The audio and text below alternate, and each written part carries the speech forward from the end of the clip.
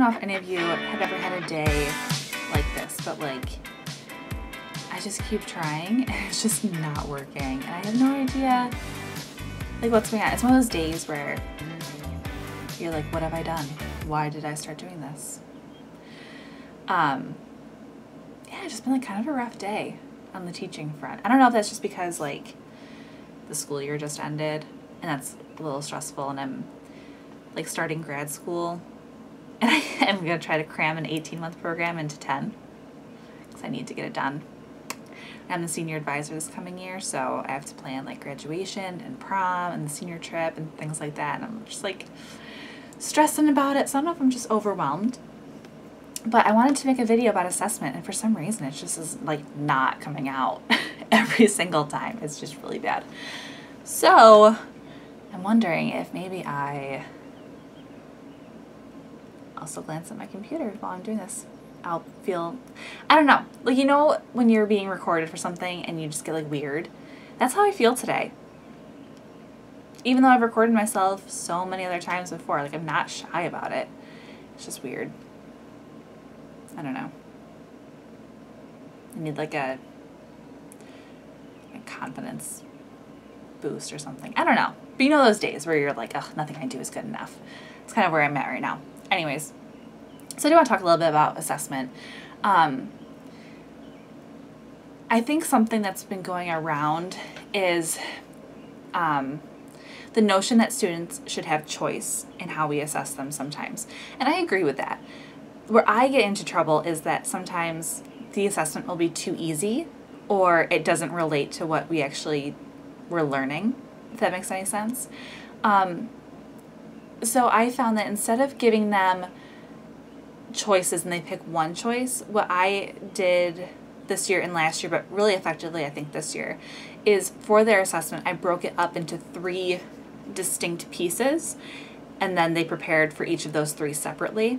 So I did a speaking fishbowl, and then I did the multiple choice test, and then I did a writing portion.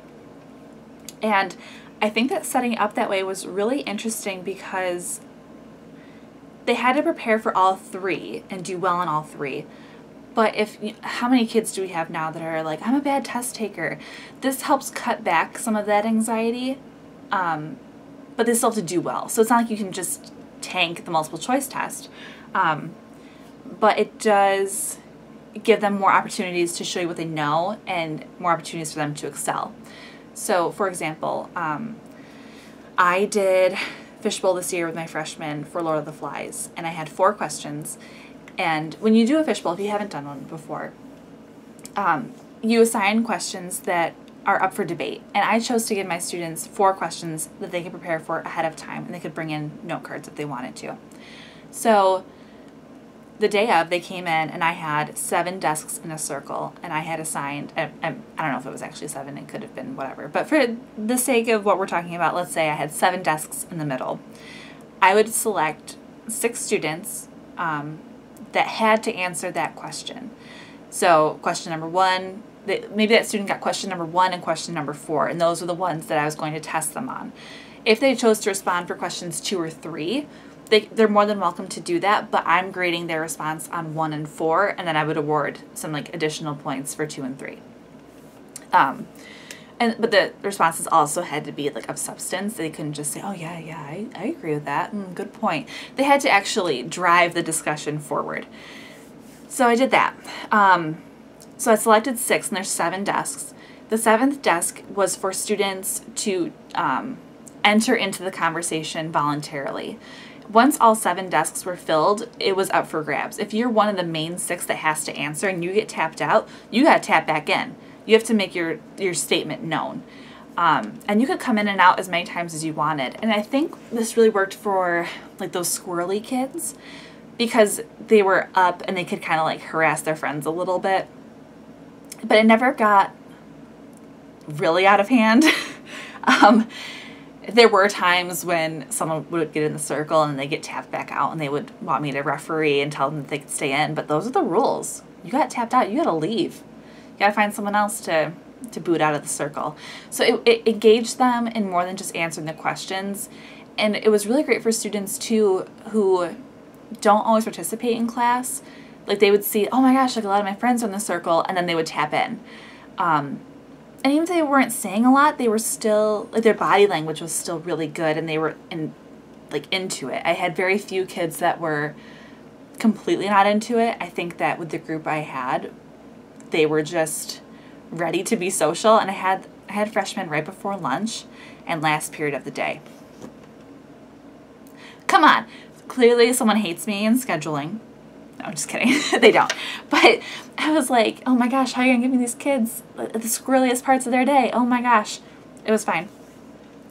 But yeah, at that point of the day, they're just ready to start running around. And so I think it was really good for harnessing those kids. Now, the thing about Fishbowl, though, is it can also tank pretty bad. So you have to make sure that the questions and the group that you're using it with, that those things work.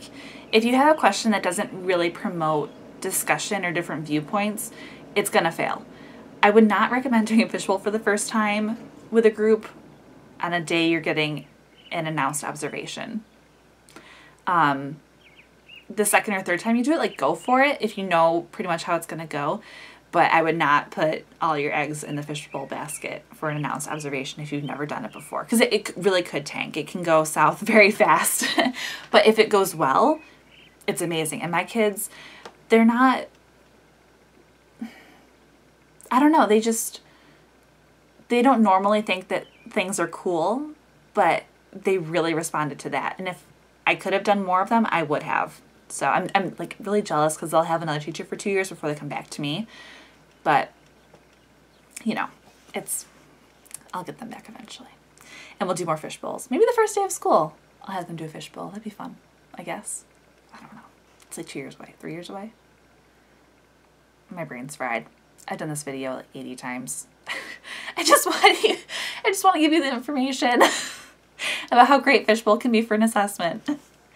Anyways, the other thing you can do is, for the writing portion, I gave them 3 different prompts, and they could write, they wrote basically 3 rough drafts for me, and I took their responses, and I went through and I gave them some feedback about where they could go, some guiding questions, maybe things that were lacking from their answer or misconceptions, and I wrote those comments on there. If you have 150 kids, like, this probably isn't the method for you, but maybe you can modify it somehow for yours. But I took all of them, and then after they took their multiple choice test the second day, I handed them their rough drafts, and they had to just rewrite one of them. So they had choice there. And that way I thought that it was really fair that everyone was tested on the same kinds of assignments. They all had to do a speaking, they all had to do multiple choice, and they all had to do a writing. But they did have choice in which one they responded to. And I think the spread from the questions was pretty even. There wasn't one that seemed to be a lot easier than the others. Which, I mean, that was just luck, I guess. But I didn't go all out with the rough drafts. I didn't grade for grammar and punctuation and things like that. It was just, do they have the content there? Hold on. Well, I have no idea where I left off. It's perfect. That's just great. So I'm going to assume that I said everything I wanted to say. Oh boy. It's pretty much how my life's going right now. I'm just really overwhelmed, but it's okay. We'll get through it. It's 10 months. And then one day I'll look back and be like, man, I was really busy. Which I feel like it's hard too, because like when you teach high schoolers, they're like, oh, I'm so busy, I have so much going on. And then as an adult, you're like, trade. Please, I would love to trade with you. Anyways, I hope that you found something that you can maybe use for an assessment. So I'm going to spice it up a little bit. Kids usually hate Fishbowl the first time you do it with them, but after a while they do kind of like it, especially the kids that like to fight, you know. But yeah, I don't know. That's just something I tried this year that worked pretty well. We'll probably keep doing it. Yeah, I don't know. I'm trying to assess kids differently than just a written test. I think we lose things sometimes with there, especially teaching AP. Like, the way those multiple choice are set up, like, you're gonna get them wrong sometimes. It's very picky, and so if I can have students show me in other ways that they still know the same content, like, I want to do that. So, yeah, I don't know. I hope that was helpful. And if this video was a mess, it was, but you should see the other ones. Even worse. So, yeah. I'll see you guys around. Hopefully, I won't be as anxious for that one.